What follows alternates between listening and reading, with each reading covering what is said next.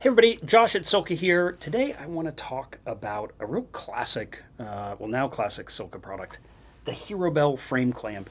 We haven't done a video on this in a couple of years and really a couple of updates, things happening, but we just want to talk this through. We had an athlete suffer a catastrophic frame failure right here at the top tube for reasons that really can only be related to frame clamping. If you're on Instagram, if you're on YouTube, you see this all over the place. I mean, how many like kind of bike porn videos do you see out there where people are, throwing a $5, $7, $10,000 frame in a stand and clamping it in the top tube? It's just madness. Even some of the things out there now around clamping seat tubes are a little bit dicey. So I just want to talk this through with everybody, kind of explain the problem, explain how this is one way to solve the problem, and just honestly see what you guys think about it, what questions you have. We sell a ton of these worldwide, largely into major retailers, things like that. Certain companies like REI actually require carbon fiber bicycles to only be worked on with Hirobel frame clamps. It reduces their liability, their risk of being sued if something were to happen. And then when you go to events and you see things like a frame actively fail under somebody with what certainly looks to be clamping damage, you can really understand why a big company like REI would make a decision like that. So let's talk about first kind of how we got here and what the problem is. This is our Feedback Sports work stand. Some of my videos, we've got a Park work stand. There's other ones out there, EVT. A bunch of companies make nice stands. All of them in the clamp area here, and we might as well just here. All of the clamping areas in these work stands tend to be either, in the old school days, they were semicircular, right? You're clamping something round. All the seat posts were 27.2, give or take a little bit. It was pretty easy to just have a round clamp. These guys went to an octagonal sort of a clamp, so you're essentially able to cover 6 sides with the slots being the 2 open sides. I think Park has now gone to more of a kind of an offset plus minus 45 degree V. EVT is another brand that has a similar V.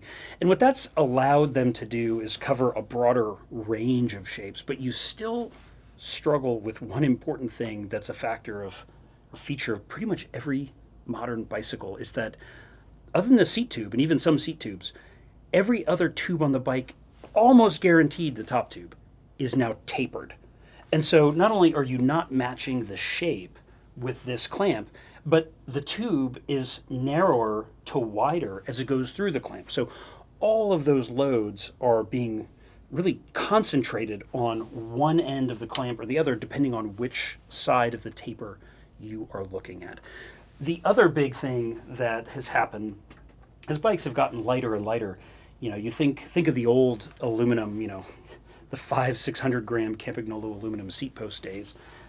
Your minimum seat post insertion depth was about this much, right?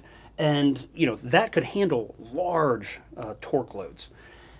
You look at the modern frame of today, especially if you have some sort of compliance-enabling seat post like a Cannondale Save, for example. Certainly when you look at frame tubing, you may be as thin as like 4 plies of carbon fiber in the middle of a top tube.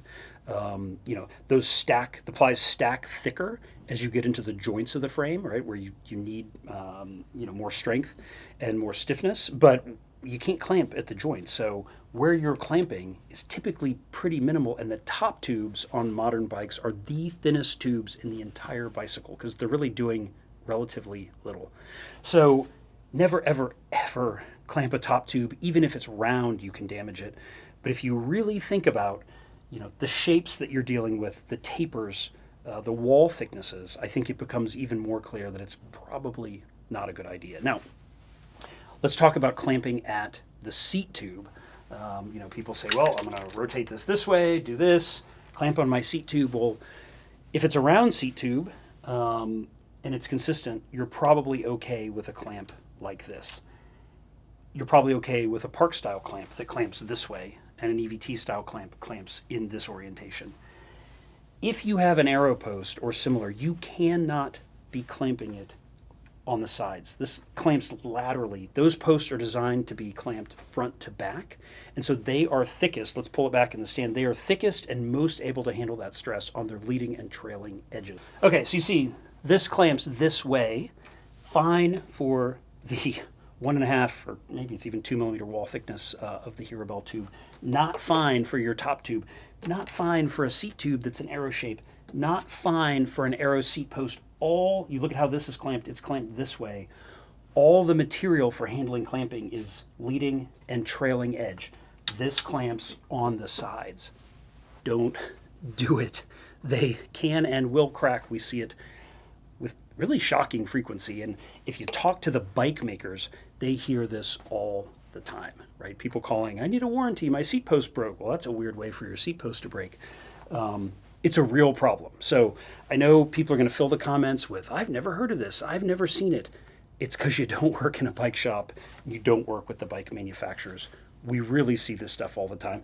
Actually, we had our friends at Ruckus Composites send us some images and samples. Phil can flip them up here as I'm talking. They get somewhere on the order of 10 to 12 frames a week quoted to their shop for frame repair. And that's got to be a small, I mean, they're one of multiple frame repair shops around the country, but also guaranteed that a pretty small number of people who break frames are repairing them, let's be honest. So the problem is that this is paper thin, 3-4 plies, maybe 5. It's tapered, and now you're resolving torque forces. You know, you think of the center line to the edge of the clamp here is about 50 millimeters.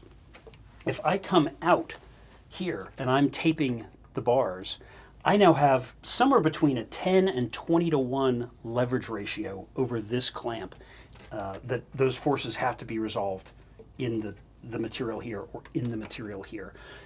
You know, does a modern seat post have 80, 90 millimeters, or maybe it's 100 millimeters of minimum insertion depth? It's probably more, right? Because you need that surface area in here to spread those loads out, right? The longer the minimum insertion goes, the more you're spreading the loads. So this is sort of the problem we have, right? We have clamps that are still designed for steel and aluminum bikes. They're the wrong shape, and they're designed for constant section of the tubing. They are not designed to handle taper. So we think of what a solution looks like.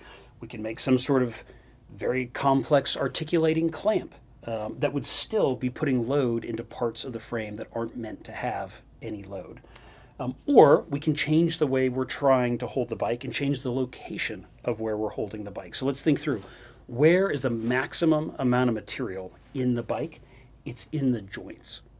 Okay? Think of, you know, all of these seat post saddle loads have to be managed somehow in the layup in this area, as well as the clamping load. You are somewhere on the order of probably 4 to 6 times thicker, in terms of more carbon fiber, but better wall thickness in this area than you are in this area. Similarly, at the head tube, you've got braking forces, you know, all the cornering, lateral, sprinting, all the other forces through the front of the bike are handled here. You are much thicker, again, 4 to 6 times, in these join areas than you are in the middle of tubing.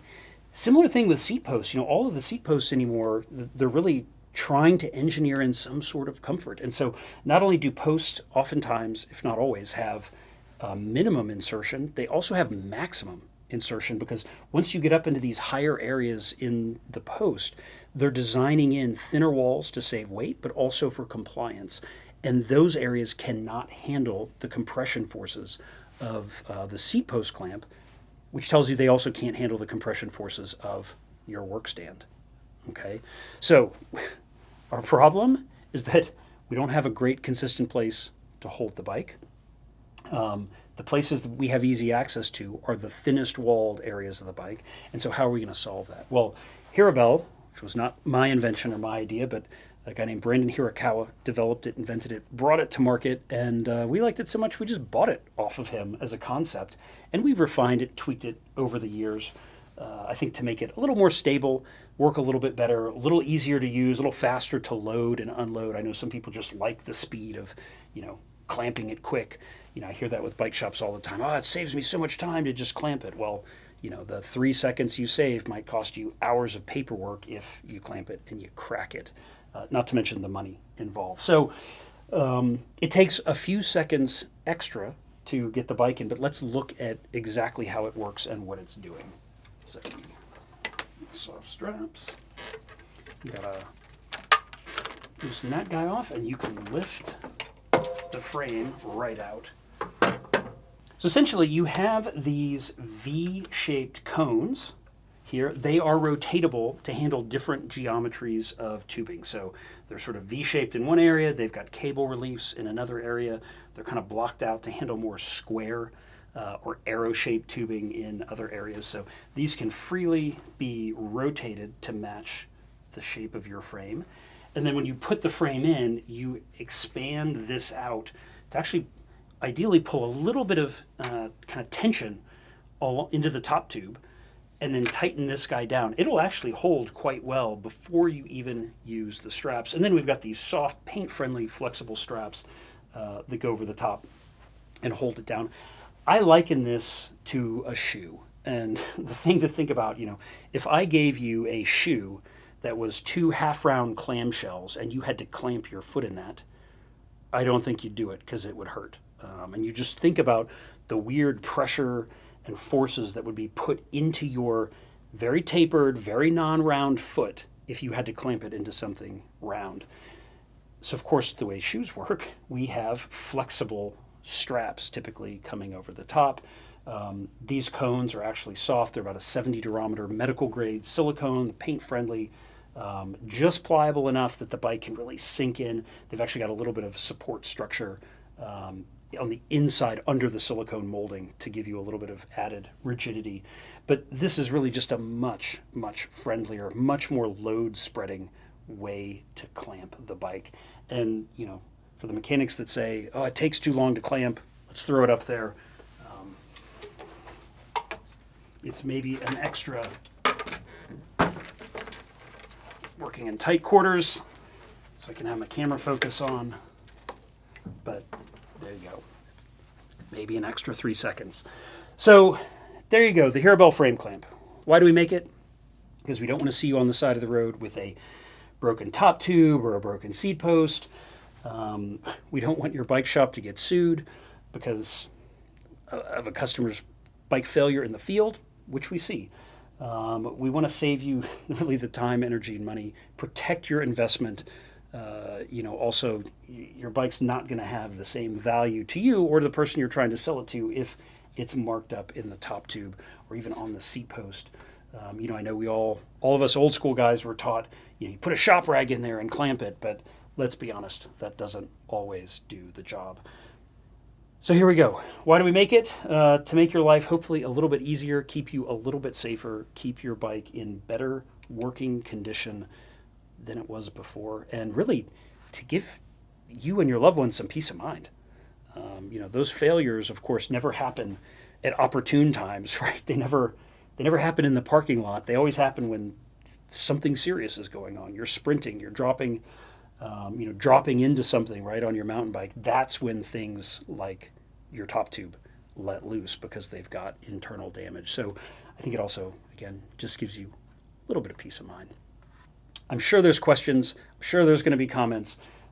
Drop it into the questions and comments below. Be sure to hit the subscribe button. Please tell your friends about our channel, and we look forward to hearing what you have to say.